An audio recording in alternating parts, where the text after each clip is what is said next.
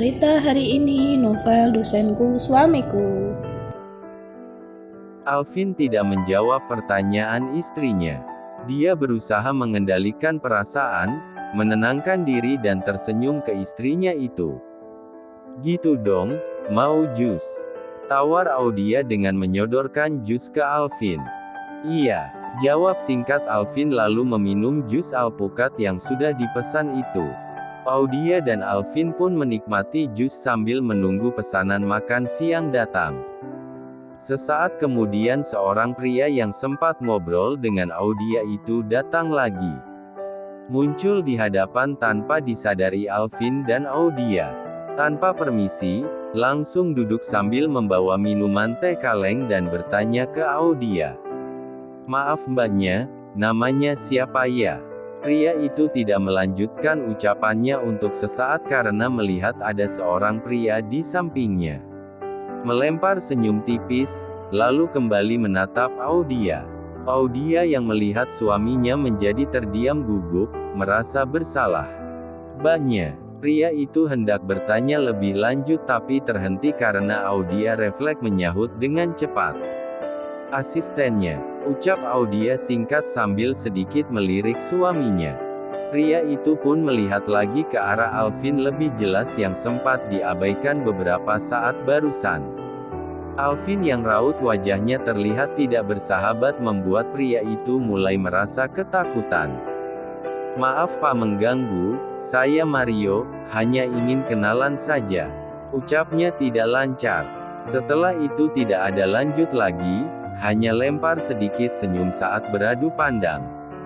Mario merasa segan. Tidak berapa lama makanan yang mereka pesan datang. Alvin dan Audia fokus makan. Namun, tidak dengan Mario. Mario serambi makan, mencari kesempatan untuk memandangi kecantikan Audia. Audia sendiri tidak sadar diperhatikan. Beda dengan Alvin yang mengetahui itu, berusaha menahan diri karena saat ini sedang makan dan di tempat umum. Setelah selesai makan, Mario langsung cepat-cepat pergi ke kasir untuk membayar. Mario pura-pura cari makanan ringan setelah membayar tidak langsung pergi, menunggu kesempatan untuk bisa mengobrol dengan wanita cantik yang baru saja ditemui itu. Benar saja, tak butuh waktu lama Audia menuju kasir untuk membayar. Hanya saja Mario harus mengurungkan niatnya karena Alvin bersama Audia. Mario segera pergi sebelum wanita yang membuatnya tertarik itu datang. Saat berpapasan, Mario tidak berani menatap wajah Audia. Ada Alvin yang menatapnya tajam. Mario mempercepat langkahnya. Sial benar, sebenarnya dia itu atasannya atau suaminya, pikir Mario. Mario merasa sangat kesal, baru pertama kali melihat wanita yang cantik nan anggun seperti yang diidam-idamkan tapi tidak bisa mendekati.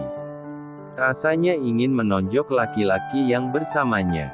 Kalau tidak di kantin, atau sedang di tempat kerjanya sendiri bukan sebagai perwakilan kerjasama atas nama perusahaan.